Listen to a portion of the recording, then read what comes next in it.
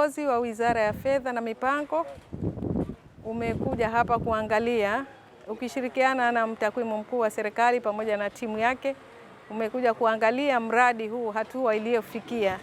Mradi huu ni miongoni mwa miradi yenye udhamini wa Benki ya Dunia.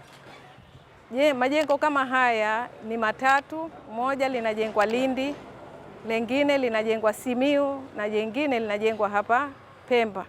Ni majengo ambayo yanakuja kubadilisha haiba ya mji huu wa Chake Chake, lakini pia tunategemea kwamba kupitia mazingira mazuri ya ofisi, basi watakwimu wetu wataweza kufanya kazi zao pia kwa ufanisi.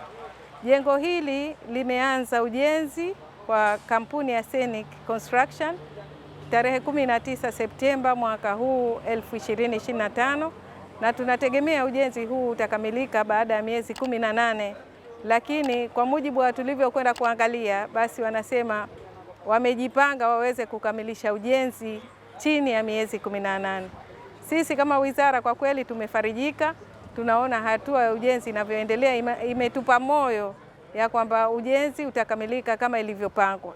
Kwa hiyo kupitia ofisi ya mtakwimu mkuu wa serikali tumefarijika kuona ujenzi huu unaendelea kama vile ilivyopangwa, na baada ya muda mfupi tunategemea tutakuwa na jengo zuri la kisasa hapa Gombani ambalo tutaweza kuwaweka wafanyakazi wetu na kuweza kufanya shughuli za kitakwimu kwa upande wa Pemba kwa ufanisi zaidi.